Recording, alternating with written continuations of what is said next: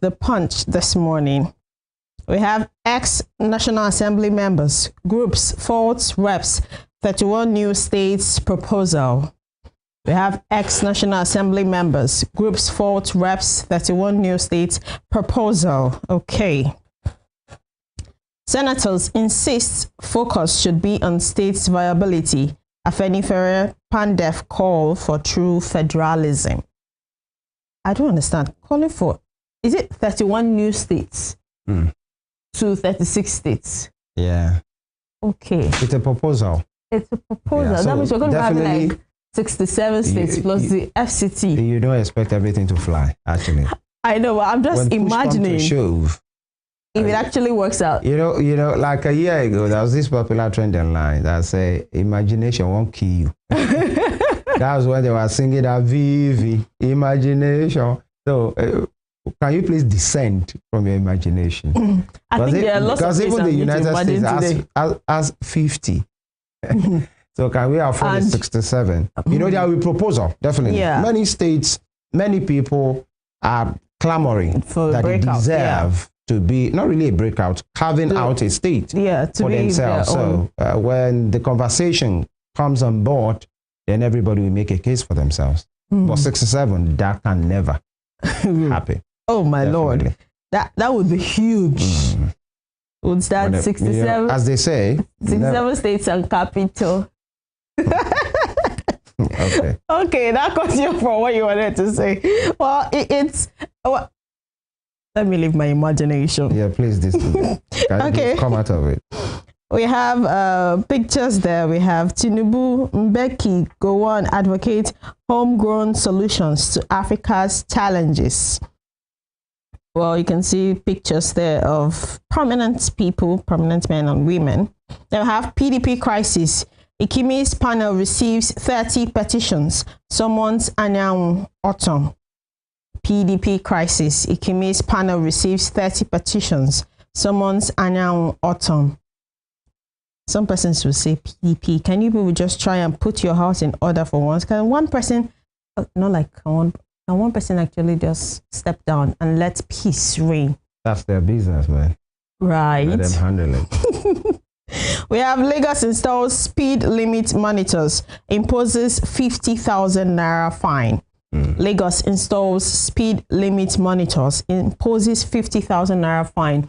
I think it's necessary at this point because the rate of road crashes we are having is something else. I remember when I was in the university, in front of our school, the road there leads to another state.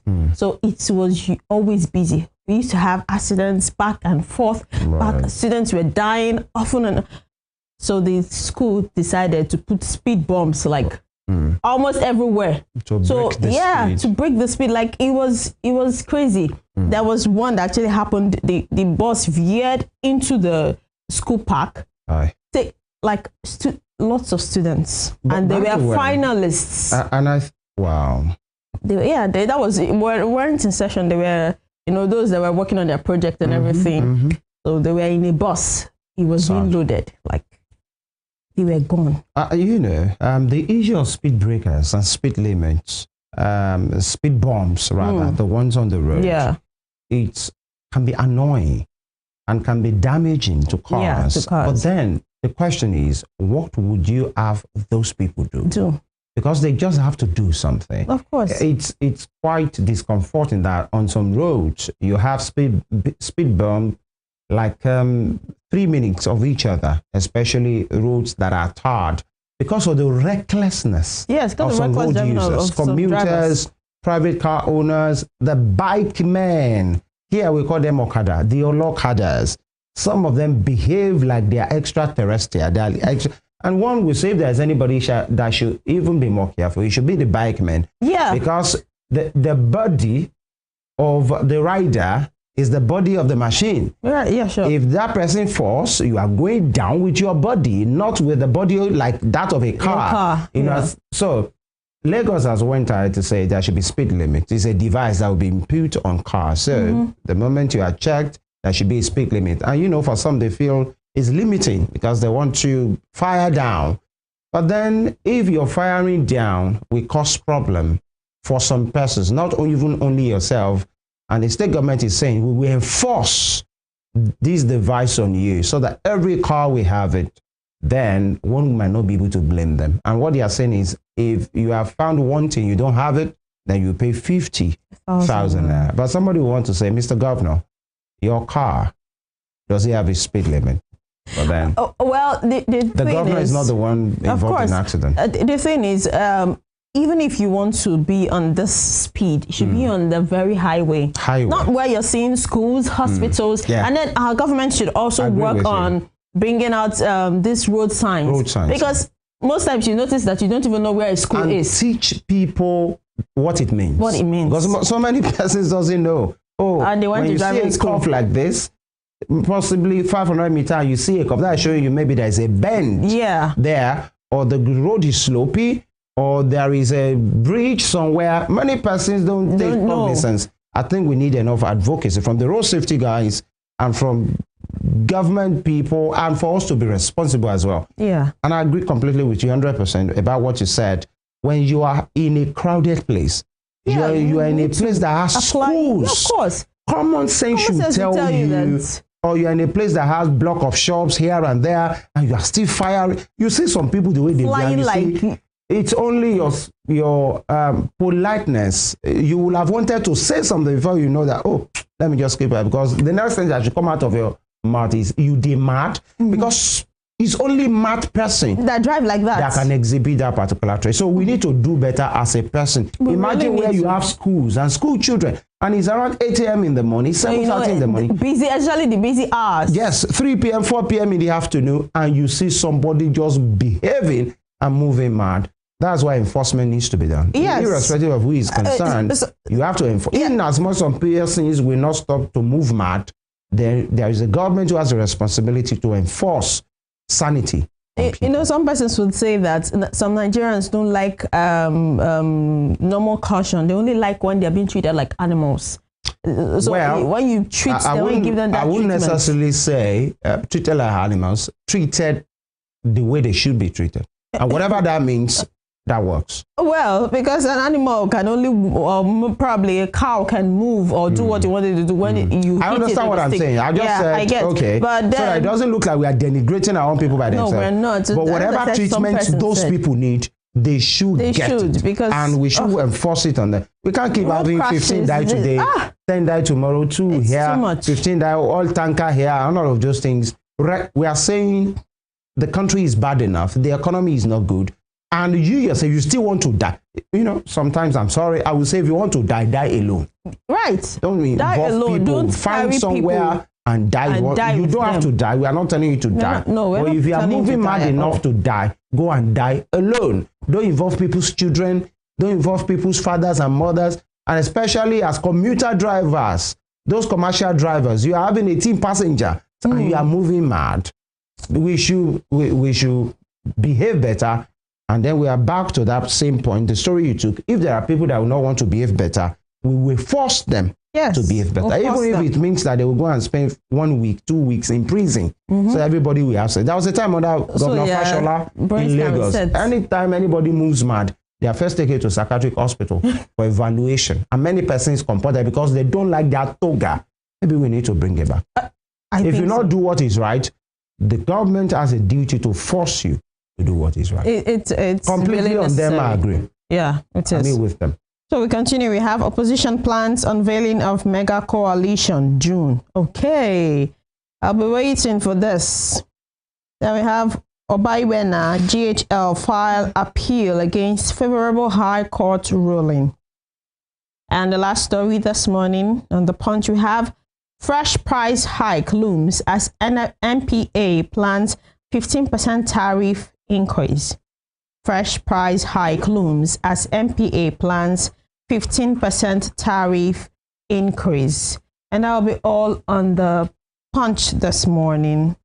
All right, from the Punch, we move to the Guardian for today. The Guardian newspaper, quite a busy front page for the Guardian. Lawmakers push for 31 new states amid 11.47 trillion naira debt by existing ones. Again, lawmakers push for 31 new states amid 11.47 trillion naira debt by existing ones, meaning the existing 36 states have a debt burden of 11.47 trillion naira. And then, reps are still mulling the idea of having additional 31 states. Just like we said, it's all proposal. It's not something that is casted in stone. Some persons, and it's not just an individual that will bring that. Many persons will, from your state, some persons are saying there should be Ibadan State. I've had it before, Ibadan State. Some persons in the south, in Osun State, Ogoni State, many of those states, and Nioma State, for people in Delta who feel they should carve out the Igbo-speaking part of Delta, should be merged with, there is a lot. Agitation from everywhere. Yeah. That's it. But what the Guardian is saying is the lawmakers are pushing for 31 new states while the existing 36 states are indebted to the tune of 11.47 trillion naira. And that is it. You have the picture of Mr. Speaker Tajuddin Abbas, that's the Speaker of the House of Representatives in Nigeria, and the Deputy Speaker, Mr. Benjamin Kalu there. And below that, you have these grim realities in Southeast as gunmen dictate funeral times. Quite unfortunate there. And again, grim realities in Southeast as gunmen dictate funeral times. And you can see the depiction carefully. Let's look into that. You see some persons, kinsmen carrying the coffin of their kith or kin, and people there with a morose face, and you can see an individual looking violent with gun, dictating what they should do. And at the back, you have the location as the Southeast. And the big story is on pages 4 and 5. This is more like having a government within a government. And that is the sad reality. It started with the agitation of breakaway, secession by some persons, rightly or wrongly. That one is not a subject of conversation. But from the agitation, other things arose other things, other interest that has become violent in nature, flogging of people. Then we had the sit-at-home order, Monday sit-at-home, by the ESN and IPOP. And the IPOP, has been proscribed, but they are still giving orders. There was the Simon Epa from Finland who keeps giving orders. I think that one has been taken care of by the Finnish government. But Nigeria, as a country, is saying, give in to us. Let him be extradited and come and answer for some of the things that he has said. And, one will say, without looking at the political part of it, that the Frankenstein that we made has come back to haunt us, not just only in the Southeast. When these agitators, not agitators, criminals, that's who they are. Because if you will pick on your fellow human being to kill them, because they don't play along, they don't agree with your position, or they are not pandering to your whims and caprices, and you think death is the next thing for them, then at that point, I'm not sure you are an advocate. You are not just. You can't be agitating for people you are killing. You're killing. Exactly. I wonder how they think about it. Now, because you say somebody should sit at home on a Monday, they don't sit at home, then you flog them, you machete them, you do all kinds of things to them. Sometimes they kill them, of course, and you pick on your people who are security agencies. People speak your own language, but because you feel their loyalty is towards Nigeria. Person who speaks Kedu like yourself, the way we say it around there, your town person, just because you think is in uniform and they are loyal to some cause and they are not loyal to you, then you pick on them, desecrate their bodies. Many lawmakers have been kidnapped in the Southeast, their heads cut off, put on a place to show that you are passing a message. At that point, I'm not sure they will still have the support of the people they think they're agitating for. And many persons have washed their hands off the agitation to say, this is not the form. Yes, we feel it should take.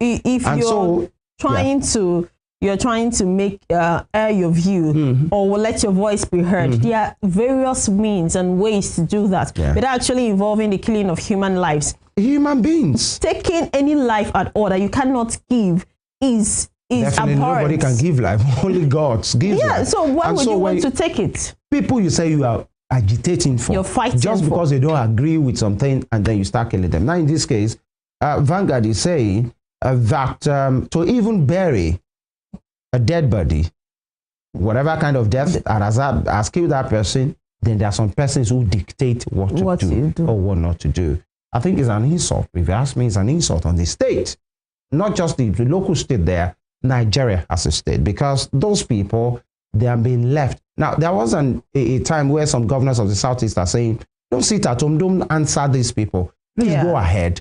Yes, you can say they should go ahead, but some of them, what have you put in place have to gotten protect consequences, them? and they will say, I'd rather stay at home. Of course. Than somebody will pick me up on the road and go and do untoward things to me. I mean, that's it. I, as a person, I don't even travel down to my place on a Monday because they say prevention is better than cure. You're not sure what to mean. Of course, I wouldn't want to go and try my luck with my life. That luck should be tried on other things. Yeah. All right. Again, grim realities in Southeast as government dictate funeral times. Away from that, Tinubu, Gowon, Mohammed, chart path to Africa's growth and prosperity. You know, some persons will say these are the owners of the Niger, of the country. When you talk about Yakubu Gowon, you talk about Mr. President himself, you talk about people like Obasanjo, you talk about people like Abdul Salami Abubakar, IBB himself. The two of them are their top residences in Mina. You know, but then it's good that they are talking and they are saying Africa should chart a new course about growth and prosperity. You know, we can't say this enough. Yeah, that Africa has naturally, resource-wise, we have no business with poverty at all. At all. The kind of human resources available in Nigeria, nobody should be poor. Okay. They don't have more than we do in the UAE. They don't have more than we do. Qatar don't have more than we do. Of course. Some of them don't even have these arable lands that we have. They don't. Most part of the south. Some of them plant things in buckets and this made away from that, they have moved on to high power technological farming. Yeah. A large chunk of the Middle East is a very hot place and a desert. Yeah. But then you have the best of food, the best of fruits coming from that place because they have used their heads. Proper management. Exactly. So what a country like Congo sits on a very vast mass of natural resources. Same thing as Ghana. Almost every African country have one thing or the other. Yes. But then the most important thing is what we don't have. Quality leadership. Yes. Quality leadership. We'll lack it. Yeah. Somebody wants to be there forever. You come in at a very young age and you don't think you should leave at some point. They want to sit there and they are grandpas. Some of them can barely articulate coherent words. Yes. They are still there and you see them shaking and they still want to die. Still want to stay there. These are some of the issues. Now, PDP crisis. Disciplinary committee invited Anyanwu Autumn as BOT direct NWC to swear in Ude Okoye. Interesting one here. Manufacturers warn federal government against new electricity tariff high. All right. And halt IOC's divestment till environmental remediation is done. Reps tell federal government. Bottom strip. Nigeria records world's highest road accident, says Red Cross. Okay. World's highest road accident. That's coming from the Red Cross. That is not the kind of statistics we like to find ourselves. At all. And federal government swaps 6334 education system with 12-4 model, scraps GSS and SSS. I saw this news yesterday. Exactly what you did. That was what I did when I saw it. I was like, what is this? That was how we heard. Before, during our father's time, they said they had the, I think it was also 633. Then it got to, because it was during my time when I was getting into JSS1, they scrapped the whole senior secondary, JSS1, and we started having UBE and then senior secondary. Okay. And now they scrap. But like, what is going on in this country? Well, we're moving back and forth. We will like to see the policy and what it entails. That okay, if there is no more GSS and SSS, now we have to have a basic education that runs for 12 years. You know, and then maybe the 12-4, the 4 is for university. That is if, as we agree with you, with your 4 years. These are the issues. Now, hours after matriculation, Abuja Varsity VC, Governing Council sacked. So much about this uni Abuja. Lastly, from The Guardian, additional at 65, Tinubu, Sanwo-Olu, Abiodun, Otedola, brand AFDB president, Nigeria's best export. If you know him, he was former agricultural minister under President Goodluck Jonathan, and he has moved on to great and greater things. The smiling Akinwumi additional with his signature bow tie is quite a figure doing well, representing Nigeria and the continent at the biggest stage. So congratulations to him. That will be all from The Guardian. Okay, and we move straight to the Daily Trust. We have how Army General was abducted in Katsina. How Army General was abducted in Katsina. We have the riders there. Man, 2 wives, children among victims. Over 100 gunmen involved in attack. Army General. Wow. Yeah. The retired Army General was kidnapped. This is a retired Major General of the Nigerian Army. It's a slap on Nigeria. Like, and if Nigerians will say, if an Army General can actually be weeks away, a retired one can actually be weeks away, what's the fate of ordinary Nigerians? You cover yourself with the blood of Jesus. And inshallah. Okay. That's great. Okay. We have 38 days after Tinubu sacks Uni Abuja VC. Okay. 38 days after Tinubu sacks Uni Abuja VC. And we have PDP Disciplinary Committee summons Anyanwu Autumn. PDP Disciplinary Committee summons Anyanwu Autumn.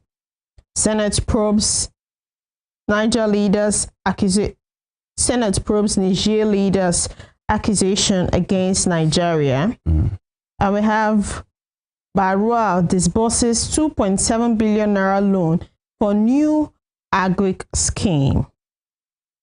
And the top strip we have Africa cannot depend on foreign blueprints for development. Tinubu. Africa cannot depend on foreign blueprints for development. Tinubu. Trump doubles down on Gaza Strip acquisition. Okay. Oh, Trump. Fire destroys 21 food storage facilities in Kano. Kills 78 livestock. Fire destroys 21 food storage facilities in Kano. Kills 78 livestock. So, now, when we're talking about what do you call it now? Food scarcity. Yeah, food security. Food security, but food, sometimes you get to say there's no onion in the market, it's not coming in again. Right. There's security challenges. They said erosion has destroyed their farmlands and everything. Now it is fire that is destroying storage facilities. And we keep, what is the cause of this fire now? We do not know.